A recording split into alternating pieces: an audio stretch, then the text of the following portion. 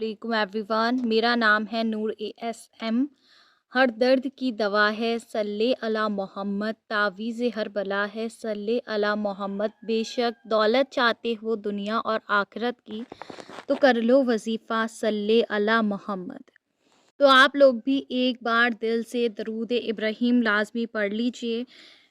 तो क्या अगर आप में से कोई भी हलाल तरीके से अगर निकाह करना चाहते हैं लेकिन रास्ते बंद हैं, पेरेंट्स नहीं मान रहे हैं या रिश्ते में कोई और रुकावट है, हर दफ़ा बात बनती है, टूट जाती है, कास्ट इशू है। आज का वीडियो उन सब के लिए हैं जो मायूस हो चुके हैं, जो रातों में रो रो कर अल्लाह सुब्हान व तआला से दुआएं करते हैं और थक जाते हैं। तो जी आज हम बात करेंगे 1.25 लाख दरूद पाक या फिर 1.25 लाख दरूद इब्राहीम के अमल की। लेकिन सिर्फ एक वजीफ़ा नहीं है ये, बल्कि कुरान और सुन्ना की रोशनी में एक कंप्लीट स्पिरिचुअल और गाइडेंस मैं आपको दूंगी। देखें जी, मैंने इस पर पहले भी बहुत सारी मिरेकल स्टोरीज़ और वीडियो ज़िक्र की हैं, और ये 1.25 लाख दरूद शरीफ जो है वो यूट्यूब पर भी सबसे पहले मैंने ही इसको जो है वो शेयर किया था। मेरा अपना बहुत फेवरेट अमल है ये, बहुत एक्सपीरियंस मेरे इसके रहे हैं, और इंशाअल्लाह इस रमज़ान भी मेरी ये कोशिश है कि मैं इसको जो है वो पढूँ। तो आप लोग ने वीडियो एंड तक ज़रूर देखनी है, क्योंकि मैं आपको ऐसी गलतियाँ बताऊँगी जो अक्सर लोग पढ़ते वक़्त करते हैं और फिर कहते हैं कि हमारी दुआएँ कबूल नहीं हो रही। और कुछ लोगों के एक्सपीरियंस जो हैं वो भी मैं आपके साथ जो है ना वो ज़िक्र करूँगी। तो जी एक लड़की का मेरे पास मैसेज आया और उन्होंने मुझे बताया कि मैं 3 साल से एक लड़के को बहुत ज़्यादा पसंद करती थी। मैं चाहती थी कि मेरा निकाह उनके साथ हो जाए, लेकिन हर दफ़ा कोई ना कोई रुकावट आती। एक दिन मैंने बहुत ज़्यादा हिम्मत करके अपने घर में इस हवाले से बात की, लेकिन मेरे बात करने से मेरे घरवाले भी मेरे खिलाफ़ हो गए और मुझे बहुत बुरा-भला कहा, बहुत मारा-पीटा और कहा कि तुम उसको भूल जाओ और उसको छोड़ दो। ऐसा कभी भी मुमकिन नहीं है कि तुम्हारा निकाह वहाँ पर होगा। कहती हैं कि मैं बहुत ज़्यादा परेशान हो गई। मैंने उसके बाद भी दोबारा कोशिश की। मैं जब भी अपने घर पर इस मसले पे बात करती तो मेरे घर में सब मुझ पर बहुत ज़्यादा गुस्सा होते, मुझे मारते-पीटते और बहुत ज़्यादा चिल्लाते। कोई मेरी बात समझने के लिए तैयार नहीं था। मैंने बहुत ज़्यादा ज़िद भी करी, लेकिन जब भी कोई नहीं माना और मेरे घरवालों ने ज़िद में आकर मेरा उनसे राब्ता बिल्कुल ही ख़त्म करवा दिया और हम दोनों को बहुत ज़्यादा दूर कर दिया। फिर मेरे पास में कोई डिसीज़न नहीं था, कोई रास्ता नहीं था कि मैं क्या करूँ। फिर मैंने अल्लाह सुब्हाना व तआला के सपुर्द अपना सारा मामला कर दिया और अल्लाह सुब्हाना व तआला से अपने लिए दुआ करने लगी। इस बीच में मेरे 1-2 जगह से रिश्ते भी आए और मेरे घर वालों ने कहा कि शादी कर लो। मैंने उनको बोला कि आप मेरा ज़बरदस्ती निकाह नहीं करा सकते, मैं निकाह के वक़्त पे इनकार कर दूँगी। मुझे वहीं पर शादी करनी है, आप मेरी बात क्यों नहीं समझते? वो लड़का सही है, पता नहीं आपको उसके अंदर इतनी कमियाँ क्यों दिखती हैं? मेरे घर वाले नहीं माने, उन्होंने कहा ठीक है, तुम सारी ज़िंदगी जो है ना वो ऐसे ही घर पर बैठी रहो, हम तुमसे अब इस बारे में कोई बात नहीं करेंगे, लेकिन याद रखना तुम्हारी शादी भी वहाँ नहीं होगी जहाँ तुम चाहती हो। कहती हैं कि मैंने फिर 5 वक़्त की नमाज़ शुरू की, बहुत ज़्यादा पाबंदी के साथ में तहज्जुद पढ़ना शुरू की। रोज़ाना मैंने दरूद इब्राहीम पढ़ना शुरू किया, 21 मरतबा हर नमाज़ के बाद दरूद इब्राहीम पढ़ती और दुआ करती। कहती हैं कि मुझे पता चला कि दरूद इब्राहीम का हदिया अपने वालिदैन, वालदा को और भाई-बहनों को भी कर सकते हैं। तो फिर मैंने जो था वो अपने भाई-बहनों को और अपने अम्मी-अब्बू को दरूद इब्राहीम हदिया करना शुरू किया और अल्लाह पाक से दुआ की कि अल्लाह पाक मेरे अम्मी-अब्बू का दिल नरम कर दें और ये लोग मेरी बात पर राज़ी हो जाएँ। और अल्लाह सुब्हाना व तआला अगर वो लड़का मेरे हक़ में बेहतर नहीं है तो आप उसको दूर कर दें। तो कहती हैं कि जहाँ पे मैं कुरान पाक पढ़ने जाती थी, उन्होंने मुझे बताया कि आप जो है वो अल्लाहुम्मा खिरली व अख्तरली ये वाली दुआ जो है वो पढ़ें। मैं इसको जो है ना वो स्क्रीन पे भी मेंशन कर दूँगी। ये इस्तिखारे की छोटी-सी दुआ है और बहुत बेहतरीन दुआ है। अगर कोई चीज़ आपके हक़ में अच्छी होती है तो वो आपको मिल जाती है, और अगर कोई चीज़ आपके हक़ में बुरी होती है तो अल्लाह सुब्हाना व तआला उसकी हकीकत आप पे खोल देते हैं। तो कहती हैं कि मैंने 100 मरतबा हर नमाज़ के बाद इसकी तस्बीह पढ़ना शुरू की और रात को स्पेशली सोने से पहले मैं एक तस्बीह लाज़मी इस दुआ की पढ़ती और अपने दिल में नियत करती अपने मसले की और फिर फ़ौरन सो जाती। कहती हैं ये अमल मैंने बहुत ज़्यादा दिन किया, फिर मुझे 1.25 लाख दरूद पाक के बारे में पता चला। तो मैंने 1.25 लाख दरूद शरीफ पढ़ना शुरू कर दिया और कहती हैं कि मुझे फ़ौरन तो कुछ रिज़ल्ट जो था वो नहीं नज़र आया था, लेकिन काफ़ी दिन के बाद जो था मेरे घर का माहौल बदलने लगा। मेरे पेरेंट्स का रवैया अचानक से मेरे साथ में नरम हो गया और उन्होंने मेरे ऊपर सख्ती करना बंद कर दी। क्योंकि मेरे पेरेंट्स को जब से ये बात पता चली थी कि मैंने वहाँ पर शादी का ज़िक्र किया था, तो मेरे पेरेंट्स ने मेरा घर से बाहर निकलना, छत पर जाना, इधर-उधर बैठना, उठना बिल्कुल बंद कर रखा था। कहती हैं फिर मेरे पेरेंट्स अचानक से मेरे साथ में सॉफ्ट बिहेवियर करने लगे और असबाब बनने लगे। और कहती हैं यहाँ मुझे एक बात समझ आई कि दरूद पाक कोई मैजिक तो नहीं है। ये अल्लाह सुब्हान व तआला के हबीब रसूल सल्लल्लाहु अलैहि वसल्लम पर सलाम भेजना है। और जब बंदा नबी करीम आप रसूल अल्लाह सल्लल्लाहु अलैहि वसल्लम पर सलाम भेजता है तो उसकी दुआ अल्लाह के हुजूर में मकबूलियत के ज़्यादा करीब होती है। कहती हैं फिर चंद दिन के बाद उनकी फैमिली खुद मेरे घर पर मेरा निकाह का पैगाम लेकर आई और मेरे वालिदैन वालदा से बात की। तो फिर उनका समझ में जो था उनकी बात आ गई और मेरे अम्मी अब्बू वहाँ निकाह के लिए राज़ी हो गए। ये अल्लाह पाक का बहुत बड़ा करम था मेरे ऊपर, क्योंकि मुझे नहीं लगता था कि वो कभी राज़ी होंगे। कहती हैं कि अभी मेरा निकाह वहाँ पर नहीं हुआ है, एंगेजमेंट हुई है। आप लोगों ने दुआ करना है कि अल्लाह पाक खैर आफियत के साथ निकाह के तक मेरे मामलात को पहुँचा दे और अल्लाह पाक मुझे नेक साले औलाद की नेमत से नवाजे। आमीन सुम्मा आमीन। कुरान में अल्लाह पाक फरमाते हैं, तुम मुझे पुकारो मैं तुम्हारी दुआ कबूल करूँगा। और एक जगह कुरान में अल्लाह पाक फरमाते हैं, बेशक हर मुश्किल के साथ आसानी है।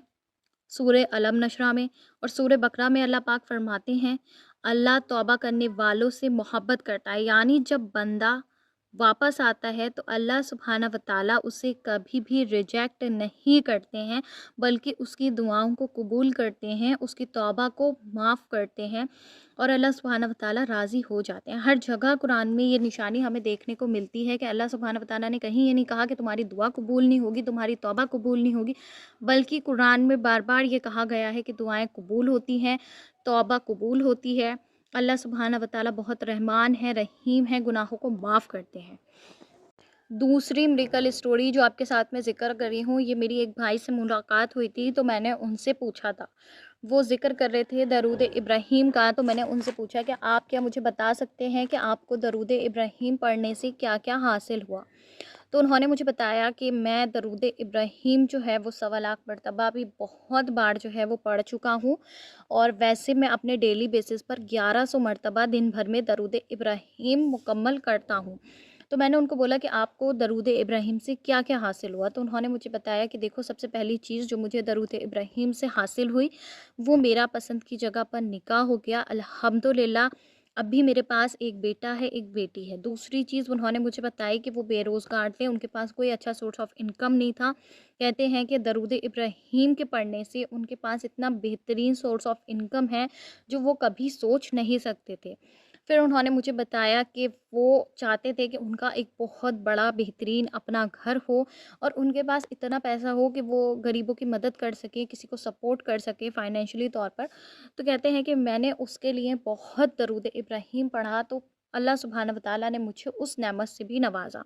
उन्होंने मुझे बताया कि बहन, मैंने अपनी ज़िंदगी में ये देखा है कि 1100 मरतबा दरूद इब्राहीम पढ़ने वाले को किसी और वजीफ़े की ज़रूरत नहीं पड़ती। ये मेरा अपना पर्सनल एक्सपीरियंस रहा है और मैं क्योंकि उनसे मतलब फ़ेस टू फ़ेस बात कर रही थी, तो मुझे इतना ना मोटिवेशन मिला उनसे सुन के, और माशाल्लाह उनकी शादी को भी काफ़ी ईयर हो गए हैं। तकरीबन मेरे अकॉर्डिंग 30 या 35 इयर्स का उनको एक्सपीरियंस होगा दरूद पाक पढ़ने का, दरूद इब्राहीम, क्योंकि वो अपनी जवानी के वक़्त से दरूद इब्राहीम पढ़ते हैं। मुझे इतना मोटिवेशन मिली उनसे कि मेरा मन किया कि काश मैं भी जो है ना वो डेली बेसिस पर इतना दरूद इब्राहीम पढ़ने लग जाऊँ। अल्लाह पाक मुझे भी तौफ़ीक दे दें। और उन्होंने मुझे बहुत मिरेकल्स बताए। उन्होंने कहा, मैं चाहता था कि मेरे जो अब्बू जो हैं वो हज करें। तो कह रहे थे कि मेरा ऐसा असबाब नहीं बनते थे कि वो हज पर जाएँ। वीज़ा जब भी मैं लगाता था, पासपोर्ट बनने देता था या कुछ भी इस हवाले से अपने पैसे जोड़ता था, तो उसमें कुछ ना कुछ रुकावट आती थी और मैं इतना मतलब नहीं कर पा रहा था कि मैं उनको हज कराऊँ। तो अल्हम्दुलिल्लाह ये मसला भी मेरा दरूद इब्राहीम के पढ़ने से दूर हुआ कि वो हज पर गए मेरे वालिदैन वालदा, अल्लाह पाक उनको लंबी उम्र दे। और ये भाई कहते हैं कि मतलब इन्होंने इतने ईयर्स में कभी भी 1100 दरूद इब्राहिम जो है ना पर डे इन्होंने स्किप नहीं किया है। सबसे ज़्यादा इनकी जो मिरेकल स्टोरी में है ना वो ये बात देखने की है। तो मुझे बहुत कुछ उन्होंने बताया, लेकिन मैं आपसे थोड़ा-सा शेयर कर रही हूँ। तो मुझे बहुत ज़्यादा खुशी हुई उनका एक्सपीरियंस सुन के, और बाकी में जो लोग दरूद पाक पढ़ते हैं उन्हें किसी और अमल और वज़ीफ़े की कभी ज़रूरत नहीं पड़ती। तो जी, अब आप लोग समझ लीजिए कि दरूद पाक या दरूद इब्राहिम सवालात कैसे पढ़ते हैं। सबसे पहले आपने 2 रकात नमाज़ नवाफ़िल हाजत के पढ़ने हैं। या अल्लाह, अगर ये रिश्ता, ये मकसद, ये काम या जॉब, ये कुछ भी मेरे लिए बेहतर है तो आसानी फ़रमा दे, अगर नहीं है तो मुझे उससे बहुत ज़्यादा बेहतरीन से नवाज़ दे, लेकिन मेरा ये मसला है, इसको हल फ़रमा दे। उसके बाद आपने नियत कर लेनी है कि आपने जो है ना वो सवा लाख दरूद इब्राहिम पढ़ना है। अब आप इसमें 11 डेज़ की नियत करें, 21 डेज़ की नियत करें या फिर 40 डेज़ की नियत करें, या आप इससे ज़्यादा टाइम भी ले सकते हैं, लेकिन सबसे बेहतर है कि आप इतना ही जो है ना वो टाइम लें। और उसके बाद आपने क्या करना है, इसको आप डिवाइड कर सकते हैं, रोज़ाना की तादाद जितना आप पढ़ सकते हैं उस अकॉर्डिंग, या फिर आप डेली बेसिस पर जितना भी पढ़ते हैं एक नोटबुक बनाएं और उसमें लिखते चले जाएं। याद रखें कि कंसिस्टेंसी बहुत ज़रूरी है। कोई फिक्स्ड वक्त आपने रखने की ज़रूरत नहीं है। फजर के बाद से इशा के बाद तक पढ़ते रहें, पूरे दिन पढ़ें। रिज़ल्ट को फोर्स ना करें, अल्लाह सुब्हाना व तआला से अपनी बेहतरी मांगें। ये नहीं सोचें कि रिज़ल्ट कब आएगा, कब मिरेकल होगा, बस अल्लाह सुब्हाना व तआला से बेहतरी मांगे, रसूल अल्लाह आप सल्लल्लाहु अलैहि वसल्लम से मोहब्बत के हवाले से, और उनको याद करके दिल में तड़प पैदा करके शिद्दत से पढ़ते चले जाना है। उसके बाद आपने क्या करना है जी, कि सबसे बड़ी गलती क्या होती है, लोग वजीफ़ा तो करते हैं लेकिन नमाज नहीं पढ़ते हैं। याद रखें कि नमाज़ें फ़र्ज़ हैं, दरूद पाक नफिल है, और आपने जो है ना वो फ़र्ज़ नहीं छोड़ने हैं। तो फ़र्ज़ छोड़कर अगर आप नवाफ़िल से काम चलाएँगे तो ये जो है ना वो गलत बात है। तो सबसे पहले आपने नमाज़ को प्रायोरिटी देनी है और नमाज़ आपने पढ़नी है। अगर आप चाहते हैं कि अल्लाह पाक आपकी सुने, तो आप भी पहले अल्लाह सुब्हाना व तआला की बात को सुनें कि 5 वक़्त की नमाज़ जो है वो ज़िंदगी बदलने का असली पॉइंट है। दूसरी चीज़, अक्सर लोग ये सोचते हैं कि दरूद इब्राहिम या दरूद पाक पता नहीं कबूल होगा या नहीं होगा। तो देखें जी, दरूद पाक गुनहगार से गुनहगार, खतेकार से खतेकार बंदे का कबूल है। ये दुनिया का पहला ऐसा वाहिद वजीफ़ा है जो कबूल ही कबूल है। दरूद पाक अगर आप ज़ुबान से पूरा अदा भी नहीं कर रहे हो ना, और दिल में पढ़ रहे हो या सिर्फ लब पे ही आ रहा है, तो भी कबूल है। ये इतना मुबारक, इतना रहमत वाला वजीफ़ा है ना, मैं इसको कभी अपने आम अल्फाजों में बयान नहीं कर सकती। मुझ जैसे गुनहगार को इसकी असली जो शिद्दत है, जो तासीर है, वो कभी आपको नहीं बता सकती। आप ये समझ लें कि इससे बढ़कर दुनिया में कोई और अमल है ही नहीं। ये मैं अपने वीडियोस में स्टार्टिंग से, जब से ये चैनल बना है ना, ये समझाती आ रही हूँ। ये एक और सिस्टर का एक्सपीरियंस जो मैं आपसे शेयर करना भूल गई थी। इन्होंने मुझे बताया था कि मैं सवा लाख दरूद पाक कंप्लीट किया था। 3 महीने तक पढ़ा, सवा लाख करके, कि मैं चाहती थी कि एक जगह मेरा निकाह हो जाए। लेकिन जो था मेरा उनके साथ में निकाह नहीं हुआ। उसके अलावा मेरी ज़िंदगी में बहुत सारे मिरेकल्स हुए, और मुझे 6 महीने बाद ये पता चला कि उनकी शादी किसी और से हुई। उस वक़्त पर मुझे बहुत ज़्यादा तकलीफ़ हुई, बहुत ज़्यादा बुरा लगा। लेकिन उसके 1 साल बाद मुझे ये समझ आया कि अल्लाह सुब्हाना व तआला ने मुझे बहुत बड़े अज़ाब से और मुसीबत से बचा लिया, अल्हम्दुलिल्लाह।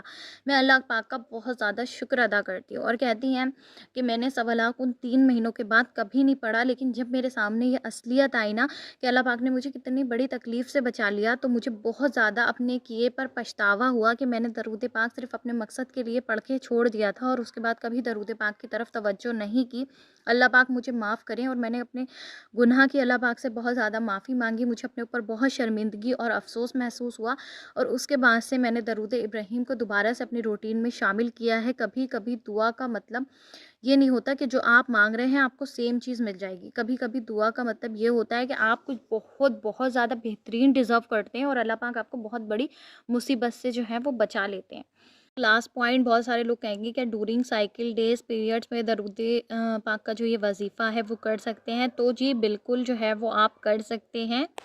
तो अगर आप लोग भी ये वाला अमल जो है वो शुरू करें, सवा लाख दरूद पाक का, तो अब कमेंट सेक्शन में ये लाजमी लिखना कि या अल्लाह सुब्हाना व तआला हमारे काम में आसानी फरमाएं, और मैं आप लोग के लिए जो है ना वो ख़ास दुआ करूँगी। और मैं अभी भी अल्लाह पाक से ये दुआ करती हूँ कि अल्लाह जो भी ये वीडियो देख रहे हैं, अगर उनकी मुराद जायज़ है, हलाल है और उनके हक़ में बेहतर है तो आसानी फ़रमा दें, और अगर नहीं है तो उन्हें इतना बेहतरीन अता फ़रमाएँ कि वो अपनी ज़िंदगी में सारे गम भूल जाएँ, बहुत ज़्यादा सुकून से मुतमईन और खुश रहें। आमीन सुम्मा आमीन। याद रखें, रिश्ता अल्लाह सुब्हाना व तआला लिखते हैं और हम जो हैं वो सिर्फ़ दुआ करते हैं। अल्लाह सुब्हानहू व तआला आपको, मुझे सुकून, हलाल और इज़्ज़त देने वाली निकाह जो है वो नसीब हो। आमीन सुम्मा आमीन। इसी के साथ मुझे दीजिए इजाज़त। इंशाल्लाह मिलती हूँ नेक्स्ट वीडियो में।